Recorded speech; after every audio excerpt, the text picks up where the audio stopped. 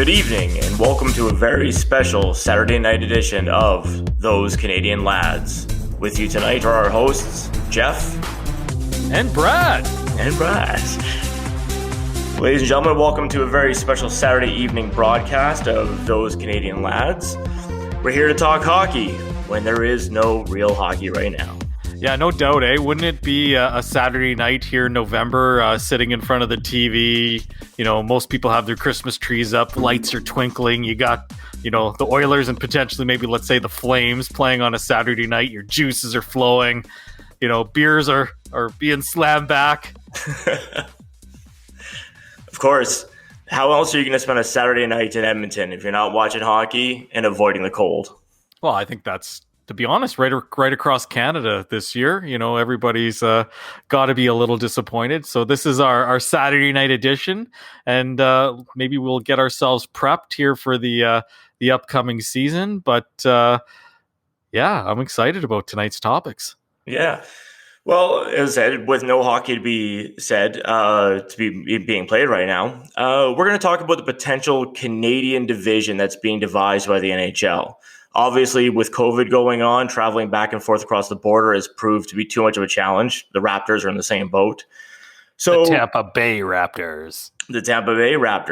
Hoping to be soon to be Super Bowl champion Tampa Bay. Yeah, they are your home city. That's right, for the NFL. Yeah. If I gave a shit about the NFL, I'd probably have a team like that, but I don't.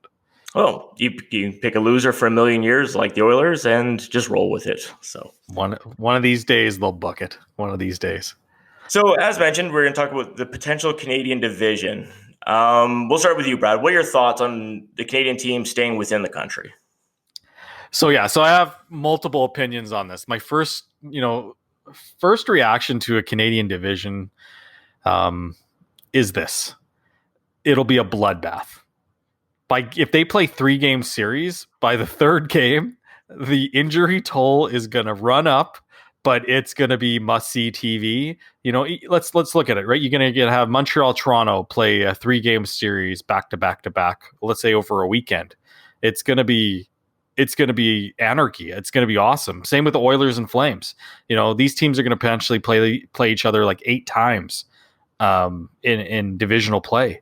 It's going to getting to see each other is going to get old, and they're going to start hating each other. There's going to be downsides, but what's your thought, first of all? See, I initially went down the same path you did. I thought it'd be awesome. You get like 8 games of the Flames and Oilers, Senators and Leafs and Canadiens. You get those rivalries really going again. The more and more I thought about it, though, I thought about 8 games against the same team. Now, for the players, yeah, maybe they kind of have a playoff atmosphere for games 4, 5, whatever that's going to end up being. But as the viewer, you're like, here's the Canucks again. Here's the Jets again. Eventually, you're just going to be like, I've just seen this game so many times already.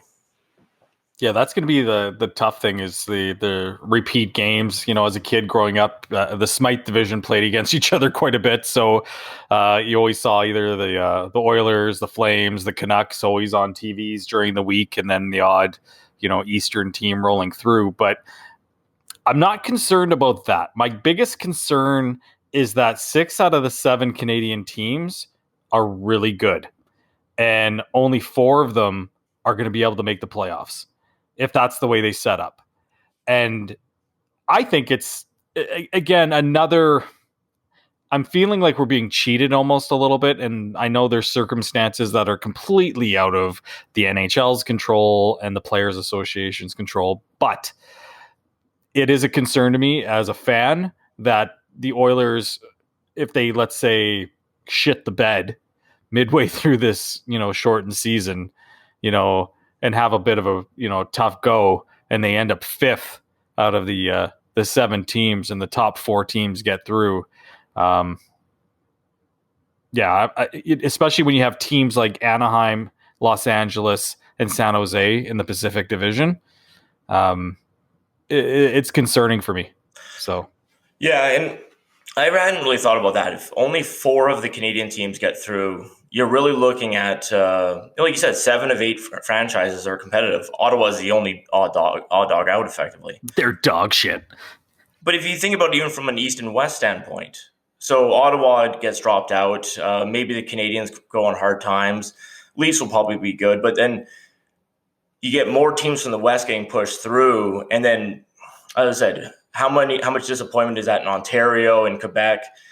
Does that matter to the NHL? Maybe not, but because, like you said, there's not a lot of choice in the matter. If you can't go over the border, you can't go over the border.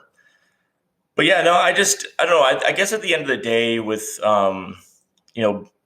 between the detriments of not being able to travel across the border and everything like that, ultimately, if hockey can be played, I'm willing to watch an all-Canadian division. I wish there was a better solution. So I just like the fact that McDavid and Matthews will be playing each other quite a bit. It'll create rivalries, and there's always that attention, especially, Canadian versus Canadian team, during the season. So that's exciting. I hope a lot of the games are played over weekends, which will be nice. Let's say like a one back-to-back and a game in between, say like a Thursday and then the day off Friday and then a Saturday, Sunday, things like that. That might be kind of cool to kind of get, lumps of games over a weekend, especially if they are trying to mitigate the amount of travel coming through each of the cities. But that's the biggest concern for me, is just the competitive nature, not only of the Canadian division, because like I said, 6 of the 7 teams are all playoff teams.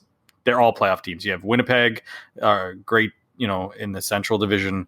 You have Edmonton, Vancouver, and Calgary all contending for the Pacific Division title against Las Vegas. And then, Toronto, Montreal, again, 2 good teams, up and coming teams as well, especially Montreal, what they showed, in the round robin play there during the playoffs last year in the best of 5, et cetera. Right. So, yeah, that's what I'm excited to see out of it, is competitive play. But again, it's an anomaly, which is disappointing. And I guess that's the thing. All of us are a bit disappointed going into this year anyway, right? So hopefully we get a vaccine. Well, I don't know. I think there's a reason to get your chin up. Like we've had 2 weird years. The 2 seasons are going to be kind of have an asterisk next to them, whether it be a reduced game count for next year. Obviously, the play-in tournament they had this year. Congratulations to Tampa, but at the end of the day, everyone's going to kind of go, well, that was the weird year, and this one's going to follow the same.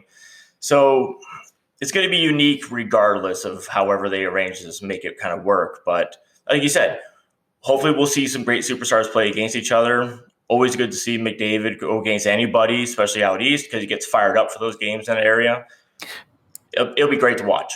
It's going to be good hockey. That's the main part. It'll be good hockey until you steamroll into Ottawa and, take a licking on those guys, and then, move on to Toronto or wherever and, have a tough battle of a couple of games. But I just want to see hockey. It's Saturday night tonight. We're taping this around 8:00. We should be sitting down having a few beer skis and watching the hockey game. And it's disappointing right now, to say the least. So, well, beer still goes with college football too. So, so. Yeah, well, I'm still rocking the Diet Pepsi. I'm treating myself tonight with a Diet Pepsi. So, it's a raucous night with Brad. Oh yes. It's a good night. So you're all in mostly on the Canadian division? Yeah, as I said, whatever they have to do to make it work, get a season under the way. If they do that, as I said, we can take this season however we want to see it. Just go, okay, that was another weird season. But get some games on TV, and I think we'll all be happy with that. Do you think they're going to resolve the financial piece here moving forward? Obviously, the NHL is looking for a bit of a cutback on salaries based on the reduced season. They had a memorandum of understanding when they last signed, especially the extension on the CBA. What's your thoughts on that piece? Well, I have to defer to Elliot Friedman and his article he wrote this week about this exact issue, but I would have to agree with what he had wrote in the article. Effectively, is that the players felt completely betrayed by the fact that they came in with this idea.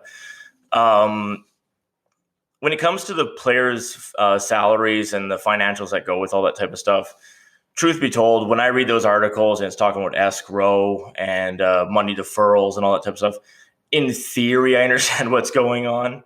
But regardless if the owners are going to come to the players with changes that need to be made, obviously, like I said, with the amount of money that's been lost over the last couple of years, what choice would they have not to? But it's up to them if they want to, hold everyone's feet to the fire and not go play. There's not going to be much sympathy from the public where, there's been impacts due to COVID, impacts due to the economy here in Alberta. But at the same time, you're still making great money, go play. Yeah, that's the thing, right? Like, I kind of sit in the middle of this one. We're not having much debate here tonight. I think we're both on the same. I think when we get to the jerseys, we might have a bit more debate because I find my decisions on the ratings of the jerseys is quite accurate. But anyways, I don't think so at all. No. That being said, yeah, the players they'll come to this. They'll negotiate. Come to an agreement eventually. Yeah, they'll come to an agreement. They want to play. It's got to be like really tough on that human clock. Like you're supposed to start hockey in September. Get skating. Get going, and then there's nothing going on for these guys. So again, like it's got to be like throwing them out of whack a little bit. Well, you just think about it, you're regimented your entire teenage life up to your professionalhood.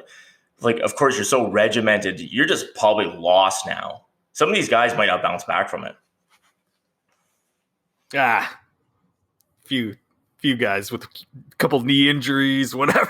We'll see what happens. We'll just get another Keith Kachunk out on the ice who decided not to take care of himself at all. So if it's Matthew Tkachuk and he's been sitting eating donuts for the last couple months, that'd be great. I'm all for it. Yeah, absolutely. Yeah, bastard.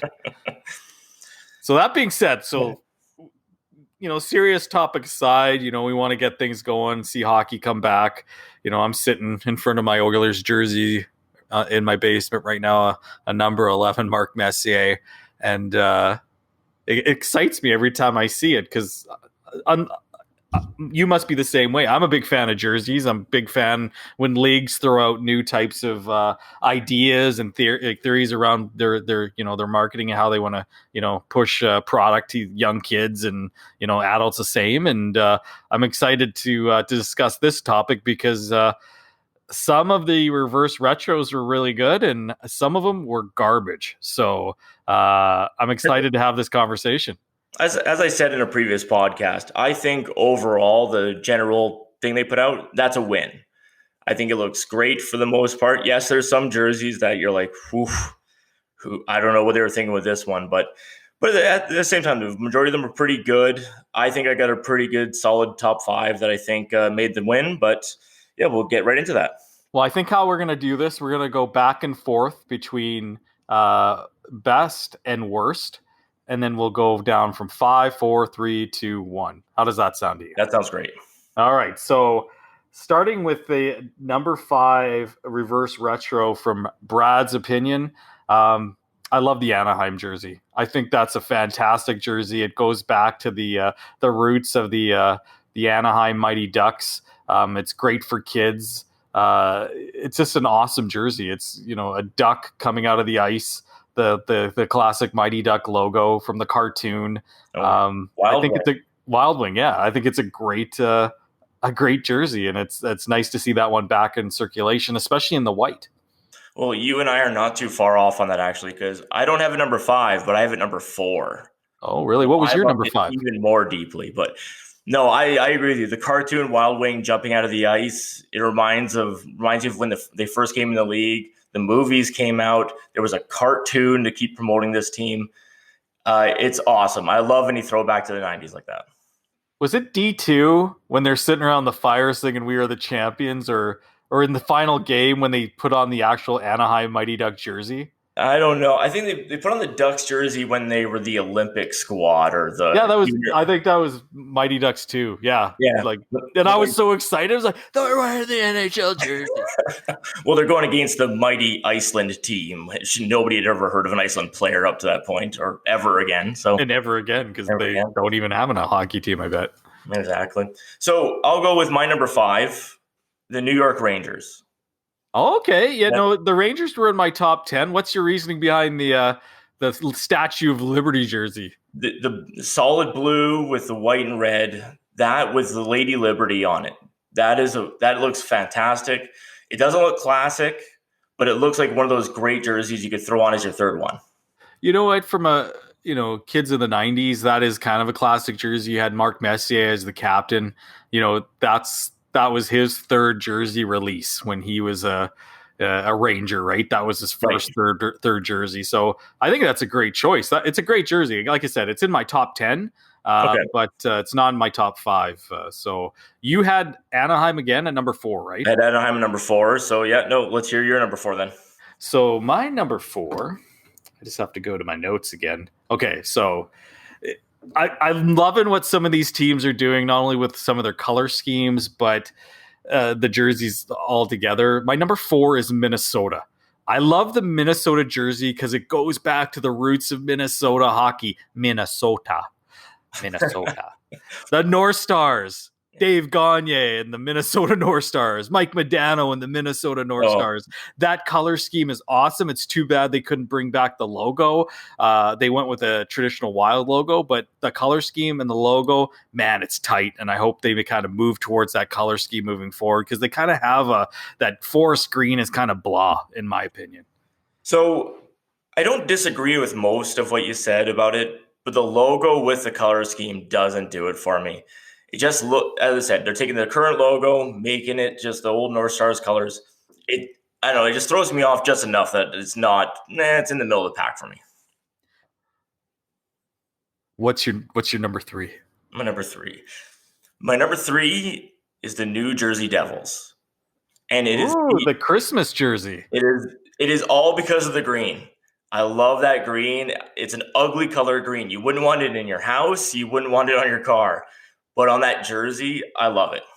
And to be honest, it's a great jersey. Just a heads up, we fudged up the process that we told the listeners we were going to go in. So we're going to go with our tops, and then we'll go with the worst because we might have more argument over the worst anyway. But is, yeah. Back to New Jersey, I love it. It's a great jersey. It's again in my it's in my honorable mention. Yeah. I love how much. Sorry, it's in my top 10. I had it at number 8. I had it at number 8 in my top 10. Yeah, no, I think it's just awesome. Like, just again, the color scheme, it's just really good. I have no problems with it, and it goes back again to the roots of the team when they were complete garbage. When Wayne Gretzky called them Mickey Mouse, put up like 8 points on him. So, what's your number 3 then? All right, okay, cool. So this one, actually, I might buy it. It was in. I was struggling between my top 3 and where I was going to put this jersey. The Boston Bruins. I love the gold Boston Bruin jersey. I think it's classic when they use that whole 70s logo. You got that bear on the shoulder, that classic bear from the 70s as well. I think it looks amazing. The golden Boston Bruins jersey. Yeah, I couldn't disagree more. Why? I don't know. It's the solid yellow of it. I don't know the color scheme. I don't know why it just doesn't work for me. I think Boston could have done something in black. I think it would look better. It reminds me of that Teddy Ruxpin jersey they had. Oh, no. I don't know.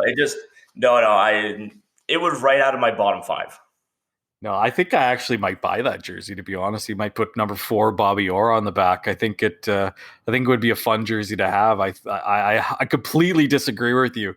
If they would have went black, they just would have continued down the same path they've been going down. They took this reverse retro, looking at the past and going into the future. They completely, took that and ran with it. Black's intimidating. So is Zdeno Chara. Playing hockey still, okay? All right. My number 2. Did you tell me your number 3? Yeah, the Devils with the green. Oh yeah, okay, number 2. Number 2, Kings. Oh, Rhodes, man. Oh, come on. Lakers colors, Kings. It looks fantastic. No, you know what? That jersey looks. You know what? Somebody from the marketing department's like, we gotta put a jersey together. Okay, what we'll do is we'll take the classic colors because that's the colors of the Lakers, and we'll just slap that Kings logo from the '90s on it. let's No, not even look at what the future look of this team is going to the look like. future look. It This just is looks. It's like a recycled piece of garbage, and it should no be in way. the worst. It's literally in my worst list as well. Oh, no way. This is a nice looking jersey. As I said, the Lakers colors look good. It's the roots of LA sports. You're jumping on the Kobe train on this one. This No, one's I don't even like another. Kobe Bryant. I don't Oh, like Kobe. Kobe Bryant. Yeah, I don't you'll like Kobe probably be Bryant. getting a number 24 Kobe jersey, LA Kings. No, it's just a nice jersey. Yeah, when I see you walking around Edmonton in your Bryant, Kobe Bryant LA Kings jersey, I'll I'll buy. I'll buy I'll be you a shit beer. talking you from across the street. I'll buy you a beer if you ever see me in a Kobe Bryant jersey. Challenge accepted. All right.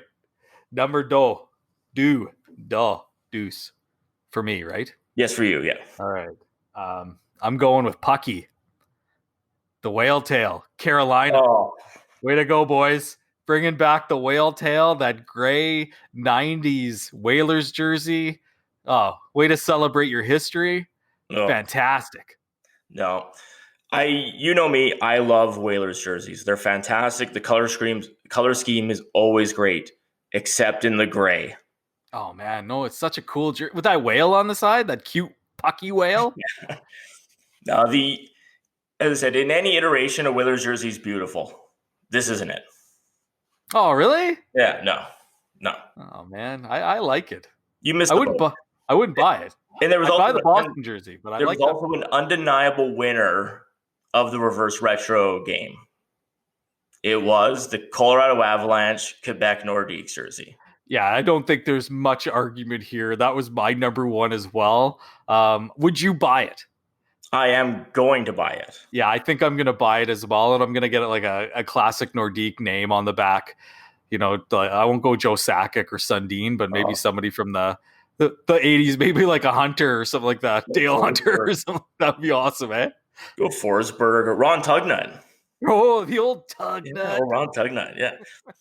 No, that jersey just blew it out of the water for me. It's the purple with the blue from the Nordiques, the white. It's a fantastic jersey. Oh, they did such a fantastic job on it. Oh yeah, no, as I said, they won it easily. Blend the color scheme, use that classic Nordique logo, the fleur de lis on the bottom. Classic. They killed it. They killed it, and their sales are going through the roof. And yeah, I think that might, for a non competitive or competitor team to the Oilers, that might be a purchase as well. Rip it around the old ODR with a Nordique jersey, the new Nordique jersey, man, it'd be awesome. Oh yeah. No, I said whether it be the classic one or this new iteration, it is beautiful. But let's get on to the worst. Yeah, I'm excited for this list because we're probably gonna have a few fights over this one. Well, I don't think we're gonna agree a lot. As I said, I had a quick scan of your list, but so for me, the worst number 5 of the worst ones is the St. Louis Blues. Oh, really? I didn't think it was that bad. Yeah, that contrast of the red striking against the blue, I don't know, I don't like it. I do like the horn on the side, but other than that, no, it's not good. You know what? It kind of runs with their color scheme from the 90s. I kind of like those jerseys. It was kind of like when Wayne Gretzky was playing with them, and obviously Hull were all together, and they had that diagonal stripes down the side. But again, not in my top 10 lovers, and not my top 10 worsts. So they were kind of in my honorable mentions of as an okay jersey. My 5th worst jersey, the Washington Capitals. I hate this jersey. I hated the logo when it came out back in the day when they were in blue. I think, again, just a miss. They went with their same color scheme that they already have. It probably would have been all right if they went with the blue and maybe updated the logo a little bit, but it looks like garbage. Yeah, no, I'm not going to fight you on that one. It's not a good looking jersey. I like those old blue ones with that logo from the 90s with, Jim Carrey, the net detective for 1 or 2 seasons. But I said, I like that jersey. I don't like this new one that they put together. The red just doesn't sit well with it. Ovi Chicken, wore that jersey early on in his career. It was all right when it was blue. It looks friggin' terrible in the red. Yeah, it does. Yeah. So you're number 4. What do you got at number 4? Number 4 is Detroit. Oh, I have number 4 Detroit as well. Hey, Solid. Holla. Yeah, no, that jersey just I have no idea what the hell I'm looking at with that white and that silver strip on the side and Practice jersey. Yeah, it looks like a practice jersey. Yeah. It's a practice jersey. I guarantee somebody sitting back is like, reverse retro. Oh, we've always been red and white. Okay, you know what we're gonna do? Let's throw some gray. Everybody likes a little gray. Gray's a pretty modern color. People like silver, yeah. Detroit Red Wings, if you're listening to this, and I know you're not, so you suck, and you did a horrible job. Way to go. Yeah.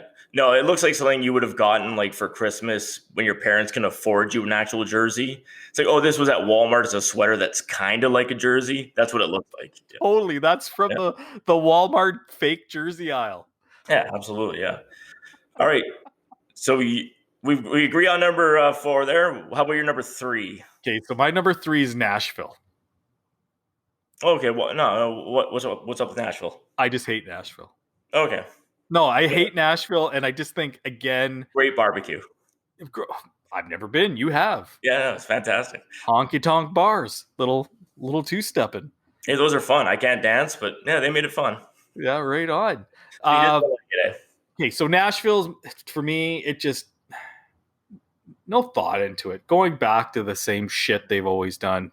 You know, the old same shit, different pile. Yeah, no, as I said, like it's not a win on the jersey wall of fame here. It's bland. Who cares? Were they in your worst 10?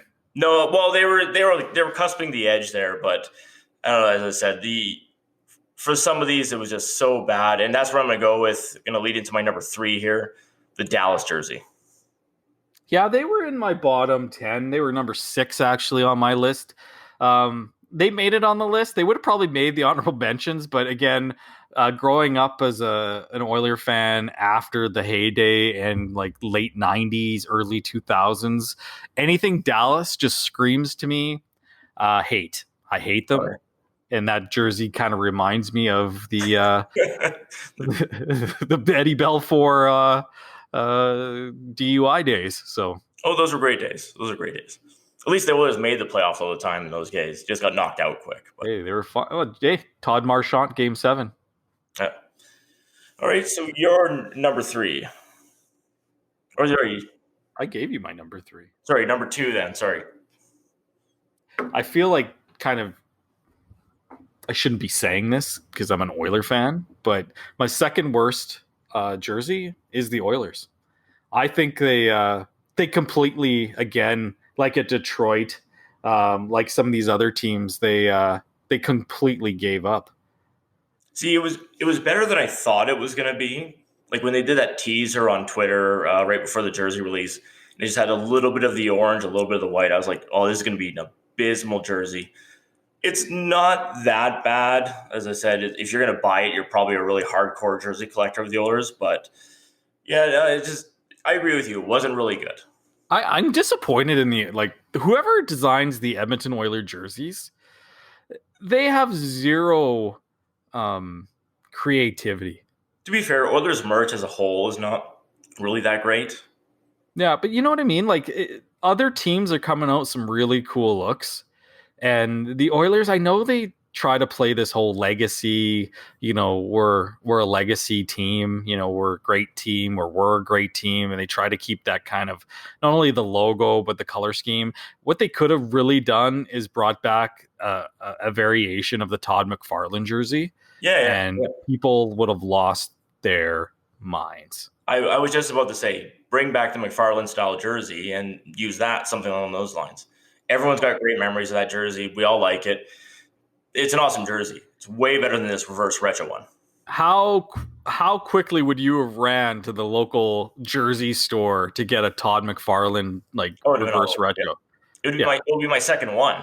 One hanging in the closet right now. So yeah, I would have paid a lot of dough for something like that. And I just think, again, they missed out, and they know there's just a section of the market that they get that people will see a new jersey and they'll be like, oh, I gotta buy this jersey. Oh yeah, absolutely. Yeah. They're just going to run to the store and buy it. That's what we do. Not me. I ain't buying that shit. No, I'm not buying this one though. Number 2 for me, the Winnipeg Jets. Oh, they were in my top 10. Why did you think that was? I liked it. No, it's just, I don't know, the gray. I was like, just looked at it. I'm like, bleh. There's no excitement. It's like, who cares? Yeah. I liked it because it goes back to their WHA days. At least they had a little bit of fun with it, and they just didn't throw us a red, white, and navy blue Winnipeg Jets jersey. Playing with the gray, playing with the stripes on the arms. I thought they looked really good. Yeah, no. As I said, it looked bland to me. Yeah, it's great that they brought up a little creativity when it came to how far they're going to go back on the retro, but I just didn't like it. Oh, man. All right. Number 1. Well, okay, so this is my whole theory about the number 1 jersey and my worst reverse retro jersey list.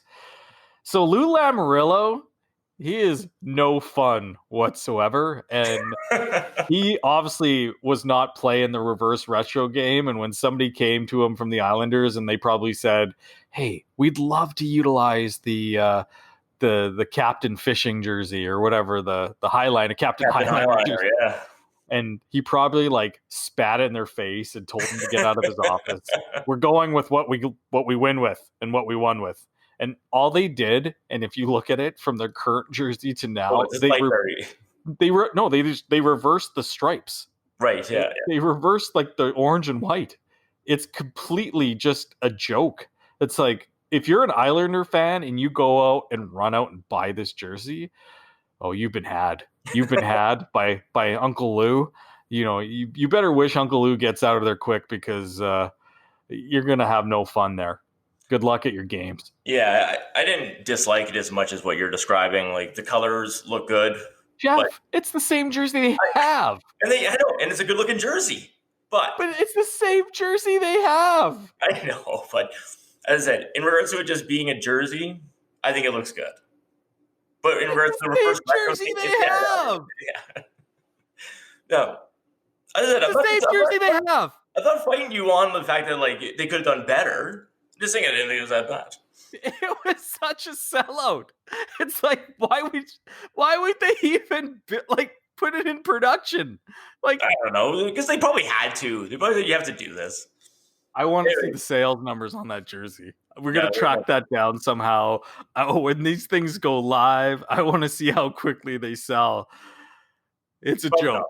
And it's a complete mess. Why would they even put that out there? I like your passion against this jersey. I'm passionate because it's a joke. Yeah. It's like somebody sitting there. It's like, okay, Lou doesn't want us to do this, so what are we going to do? Maybe just reverse the colors? Yeah, do that. Let's see what he says. Yeah, I like this. This is good. Sign it off. Sorry. Well, I certainly don't have as much passion against the jersey I selected as the worst one. I just thought it was lame. It looks like a bad time in their history. I don't know why San Jose would want to go back to those colors. The Sharks they have a great looking jersey with the teal. They go back to the Pat Falloon days with the jersey. I don't know why they went back to this, what looks like Tron in the early 2000s. It's just a total bad jersey. They went to the Jonathan Chichu jersey. Yeah, I don't know why at any point in time that would be your selection of your jersey history. We're like, yeah, we got to retrospect this into our lives again. Was an awesome jersey of theirs? Was their original jersey? Yeah, as I said, go back to the Pat Falloon jersey. It's a beautiful jersey. Once again, you get that shark fin on the shoulder. Looks great.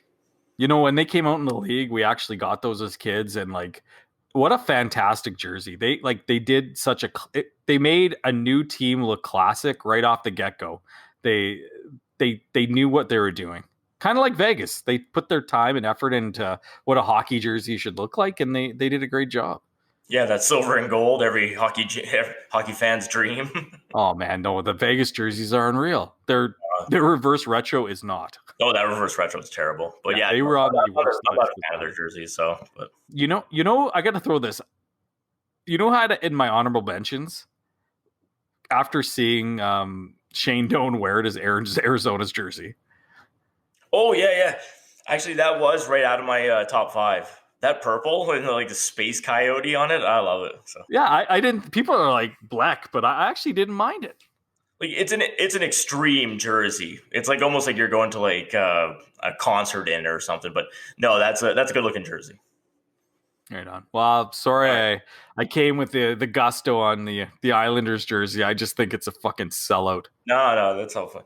On a Saturday evening, you have to have gusto, or it's just another sleepy evening in. So with college football in the background, no fans in the stands. Good. It doesn't matter to me. I don't recognize any of these players or these teams. Joe Smith from Colorado State. Oh, he's really good. I don't know. Anyways, well, gonna make the CFL. And by the way, this would have been Grey Cup weekend. This would have been Grey Cup weekend, and I know we're a Canadian podcast, but the most Canadian event you can go to is a Grey Cup party. Those are fantastic weekends. I've been to a bunch of them. They're phenomenal. This country is great to travel within, and the people that go to these events are the friendliest people in Canada. It's fantastic. What's your favorite Grey Cup experience? Probably Vancouver due to the weather and being able to sit indoors during it. But no, I don't think I've been to a bad experience when it comes to Grey Cup parties. Like every city does it well. Edmonton did a great job a couple years ago, and the team rooms are fantastic. Spirit of Edmonton is a dream. It's fantastic to hang out in. Yeah, I'll be honest. I haven't been to like the Spirit of Edmonton rooms. I've checked out some of the sights and scenes downtown Edmonton a couple years ago when they had the Grey Cup here. It was fun, but haven't taken in any of their rooms or that, and haven't traveled to a Grey Cup. That's actually on the bucket list. I just want to pick the right city to go to, and unfortunately, the weather is always, other than Vancouver and either Toronto if they played in there, the weather is always a bit suspect. Yeah. And that will be probably a future topic on the podcast is why the hell do they not move the CFL season back a month? Bring it back to Halloween. It'd be fantastic. Oh, man, that'd be awesome. Yeah. And as somebody who goes and freezes in that stadium for the playoffs and any Grey Cup, bring it back. 4 weeks will make a big difference. It's a great league, and it's such a great event. You're right. The Grey Cup, it's kind of disappointing to kind of look at the news today, and probably be tomorrow. A lot of games will be being shown online and on TSN. Yeah. Some history games, and it's just disappointing to see. Yeah, 2020 claims another. Not us yet, friend. Not us yet. Well, with that being said, I think we had a pretty fun cast today. Yeah, pretty good for a sleepy Saturday night. So we survived. Sure. Well, with that being said, let's close it out. Do you have any final thoughts? No, just enjoy the rest of your weekend, and good evening, Brad. Yeah, and for those who listened in to our first two podcasts, thank you very much. We look forward to bringing you more Those Canadian Lads podcasts. And Jeff, you have a wonderful evening. You too, sir.